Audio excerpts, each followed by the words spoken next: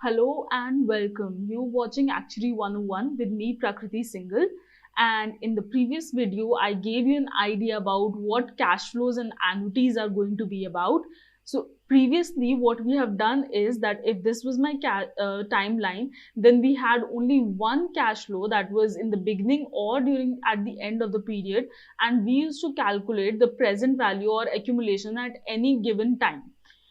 I gave you an introduction of cash flows and annuities, saying that now there's not going to be only one cash flow. There are going to be a series of cash flow which may or may not form a pattern, and we'll have to calculate a present value or accumulation at some particular time. It can be anywhere during the cash flows that are occurring or at the end of the period, or it can be in the beginning of the period. But there is not going to be only one cash flow. There are going to be a series of cash flows, and they can be both. They can be inflows or outflows. So there can be anything happening in the timeline, and we are going to calculate the present value and accumulation of all the cash flows that are happening during a specified period of time. Now we are going to look at this with the help of some examples, and we are going to derive some formula that we can use for all the calculations that we will be carrying out in the further segments. So let's get started with the topic now. So the topic's name is, as I've told you, cash flows and annuities. Now let's look at this example and you'll understand what I mean by cash flows. That suppose at time t1 there is a cash flow that is £100 we are putting into the bank account, or it can be an investment scheme or anything. And then at time t2, it can be any time t2. So at time t2 we are withdrawing £20. Then at time t3 there is another cash flow which we call c3, that is we are putting in £50 then. And again at time t4 we see that we are withdrawing £10, that is known as c4. So for any cash flow to be defined, a series of certain cash flows to be defined, we need two things. One is the time and the second is the amount. So we can see here that we need the times of payments, cash flows denoted by T1, T2 and so on. And for any TR, we have CR as the cash flow. That is the amount of payment that we have is CR, that is respective of TR. So suppose we have T1, then we have C1, T3, we have C3 and so on. So it is just a way of representing things, and the amounts can be positive or negative. Now let's look at this example. So if I say that I want to calculate the present value at time t of C1 only C1.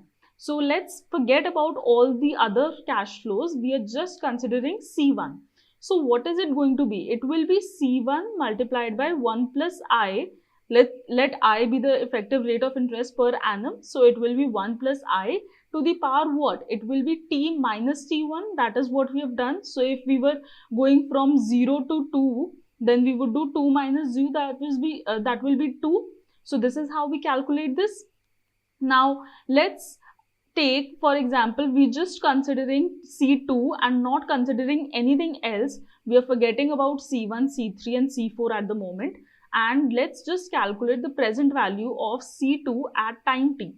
So what is this going to be? It is going to be C2 multiplied by 1 plus I to the power what? It will be basically minus of T2 minus T. So we can also say it is T minus T2. Why? Because we are calculating the present value this time. We are discounting back.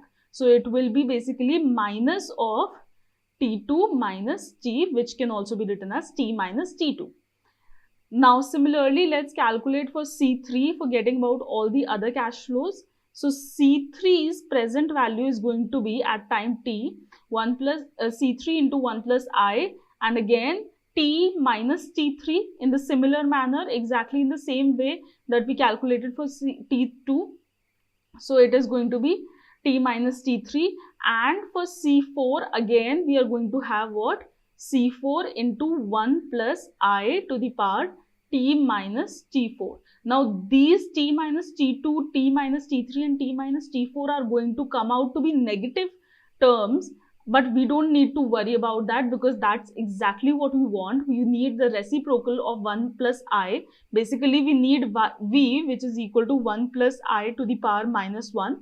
So this is exactly what we need to calculate present values. So we don't need to worry about these negative outcomes. So if now we want to calculate the present value of all these cash flows at time t, then all we need to do is add all of these cash flows and we'll get the present value of all these series of cash flows at time t. Let's look at the official definition for this now. So what we have done here is the present value at any time t of this series of certain cash flows is nothing but this expression. Now, how do we get this expression is, it is basically just C1 into 1 plus I to the power T minus T1, then plus C2 into 1 plus I to the power T minus T2, and so on. This will go on ultimately till n. So whatever n be, we'll calculate till that. So n can range from 1 to infinity. We are going to take the summation of these terms. So we are just going to put the values of n as 1, 2, 3 and so on, and we can calculate the values. Now this can also be written as this term, where we are just replacing 1 plus I with V, and we have taken the opposite sign of the power. So basically what we have is 1 plus I to the power minus V, 1 is equal to V. So we are just representing it in a different manner, and everything else is the same. So if in the previous case that we have discussed here, if we take V here, then what will happen is that this will become C1 into V to the power T1 minus T. Now we know that T1 minus T is going to be negative. So this will be C1 into V to the power minus of T minus T1, which is ultimately going to come out to be C1 into 1 plus I to the power T minus T1. So it is just a matter of representation. You can calculate either ways, you will get the same result anyhow. So this is what we are trying to say, that this is just one relationship. Now you don't need to learn this relationship. You can simply draw a timeline and always derive these results. So I would never recommend that you learn all these formula, because there are so many formulas in this subject that it is not really practical to learn all of them. So I would recommend that you understand the concepts behind all these formula and not learn them. So this is what we have. And how do we represent this? We represent it as PV, that is present value, at the rate I% per annum effective, and the time at which we are calculating. So this time is going to be in the brackets. Let's look at some examples here. So, and we have already discussed that V is equal to 1 upon 1 plus I. In the previous videos also we have done such cases. So let's just read out this. I'll just read this out for you. At a fixed effective interest rate, the original series of cash flows is equivalent to a single payment of amount PVIT at time t. So this is what we are doing. So basically when we have a series of cash flows, we are just trying to bring it at one point of time, and we can say that all of this is equivalent to one present value that we have calculated at time t. And this is what we can just say, that all of these cash flows, we don't need to write all of them. We'll just say that this is the total value. This is one single value of all these cash flows taken together. So if there are two different series of cash flows having the same PV at one time at a given rate of interest, then they have the same present value at any time at that effective rate of interest. So that means if there are two series of cash flows, and then they have the present value, the same present value Then at any time, say PV, and I'm calculating at Tj, then it's always going to be the same. Basically, if I calculate both these present values at the same interest rate, and they are giving me PVIT is equal to this PVIT, then PVITJ is going to be equal to this PVITJ. We are going to look at this with the help of examples, and that is how you understand better. But this is just a definition. This is just to make you understand what we are going to be looking at further examples. So if you're not very clear with it, don't get confused. We are going to discuss this further with examples. So let's look at the first example that we have here. The example is that we have different cash flows. It's very similar. It's actually the same example that we had already taken. We need the accumulation at time t is equal to 6. So t will be 6 over here. So we need the accumulation at this time. So how are we going to represent this? We are going to represent this as PVI 6, and I we are given as 6% effective per time unit. So the time unit can be anything. It can be per annum, per half year, per quarter, and so on. And that is what the time unit here is. So we don't need to convert anything. We don't need to convert the interest rate or the time. It is all in the same units. So let's calculate the present value here. What is it going to be? It is going to be nothing but 100 multiplied by 1 plus 0.06. Now this time, the C1 cash flow, we are going to accumulate to times 6 from 1. So what is 6 minus 1? It is 5. So we need to accumulate it for 5 time units. Then we'll add what we need. The next cash flow is minus 20. So we'll take minus 20 in brackets, and then again 1.06, and the power will be here because there is 6 time units and we are starting from 2. So it will be 6 minus 2, and that will be 4. Then we have the next is positive. So 50 into 1.06, and since this is 3 to 6, so the difference is only 3 years or 3 time units. So we'll accumulate it for 3 time units. And again we have a negative cash value of 10, and we'll accumulate this also for 1 year because T4 is 5 and we need the accumulation at time 6. So we are going to accumulate this for 1 year, and we'll just calculate whatever we get, and this is going to be our answer for the first part. Let's look at the next part now. The second part says that we need the present value at time 0. So this will be written like PVI 0 is equal to, now we need to discount everything at t is equal to 0.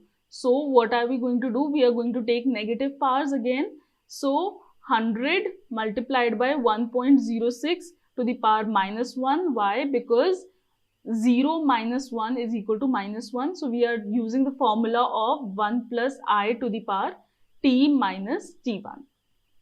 So t or tn basically. So whatever be n, we are going to just subtract that. And t in this case is 0. So this is 100 into 1.06 to the power minus 1 plus the next cash value is negative. So we'll have minus 20 into 1.06. Again 0 minus 2 will be minus 2. Then plus 50 is the next cash flow, and this will be 1.06 to the power how much? 0 minus 3 is minus 3. And then the last cash flow will be minus 10 into 1.06 to the power what? Since this is 5 and we need at time 0, so it is going to be minus 5. 0 minus 5 is equal to minus 5. And we can just calculate simply what we are getting at the cash value. Now let's look at the next part, which is present value at time 3. So at time 3 if we want, then we are going to calculate at this time. Now, so let's calculate the third part here. So we want at this time. So let's see from the first one what we are going to have as PVI3 is equal to, the first cash flow will be what? 100 into 1.06. Now this is going to be accumulated for 2 years because 3 minus 1 is 2. So this will be accumulated for 2 years plus minus 20, and this will again be accumulated for 1 year because we want at the next year. So this will be 1. And what happens to this cash flow? This 50 cash flow, are we going to accumulate it or not? We are not going to do anything with this cash flow. This 50 remains as it is. Why? Because we had done that if we calculate the present value or accumulation of one cash flow, that is at time 3, and we calculate the present value or accumulation at the same time, then it is going to be the cash flow itself. So basically the power is going to be 0 here, and the last cash flow is going to be minus 10 into 1.06 to the power minus 2. Why? Because we are discounting back from 5 to 3, and 3 minus 5 is equal to minus 2. So this is what we are going to get, and we can just check what our answer is coming out to be. Now, first, let's just see what we have done till now. We have just taken all these cash flows one by one and accumulated at the time required. Now, let's see an easy way of doing this. Suppose we have calculated at time 6 and we want to calculate at time 0. What we can do is, now since at time 6 I know that I have X pounds in total, so we have represented all these cash flows in terms of only one single cash flow. Now, isn't it more easier to just discount back this single cash flow 2 times 0 instead of calculating all these cash flows again at time 0, because it is just going to save our effort. So one exercise that I want you all to do is that, so if you have present value I at time 6, then how do we calculate present value at time 0 without doing all these calculations that we have previously done? Now this is going to be nothing but PVI 6 multiplied by 1.06 to the power minus 6, because we are discounting back for 6 years. From 6 to 0 we are going back, and this will give us PVI at 0. So now this is one exercise that I want you all to do, and just check that is this relationship holding true or not, and let me know in the comments below that is your answer matching or not. And if this matches, then go ahead and check for another relationship, that is PVI 6 into 1.06 to the power minus 3 is coming out to be PVI 3 or not. Please go ahead and check both of these results and let me know in the comments below that is your answer coming correct or not, because what we are doing here is from 6 we are going to 0, so we are discounting back for 6 years. So this will be 1.06 to the power minus 6, or you can also write PVI 6 into V to the power 6 is coming out to be PVI 0. And for this relation, you can also write PVI 6 into V to the power 3 is coming out to be PVI 3. So go ahead and check these relations and let me know if these are holding true. And according to me, these should hold true. And try to find other relationships that you can find in this question. So try to calculate all permutations and combinations and see whether your answer is matching or not, and it must match. If your calculations are correct, then your answers must match. There can be a difference of some decimal places. That can be a calculation error, or it can be a rounding off error. But more or less, your answer should be exactly matching. So guys, I'm ending this video over here today, and I'm going to put the answers that we've calculated. So PVI 3, PVI 6, PVI 0, I'm going to give you answers as well right now. And if you think you've learned something new in this video, and if you like this video, please give it a thumbs up and subscribe to the channel, share it with your friends, and do check out the description, because I keep putting out stuff in the description box. I give you links for different videos that are related to the chapter that we are doing. So make sure that you check out the description, and I promise you that I'll be back with the next video very soon. So till then, keep practicing, and if you have any doubts, you know what to do. Just drop me an email. My email ID will be in the description again, and you can also drop comments in the comment box, and I'll make sure that I reply to all your answers and all your doubts are solved as soon as possible.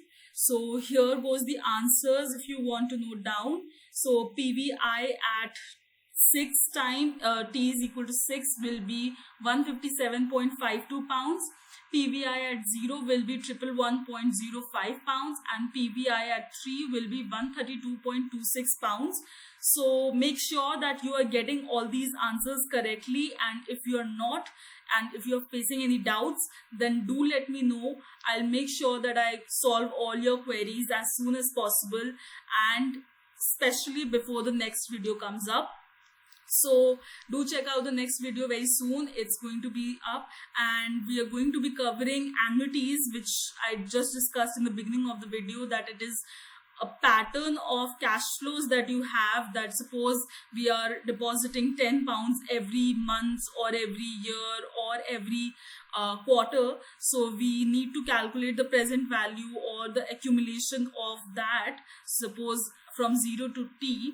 Then we'll see how can we calculate this without using the long formula that we have used till now. So we'll derive some shortcut methods to arrive at these results. So do check that out. The next video is going to be very important again.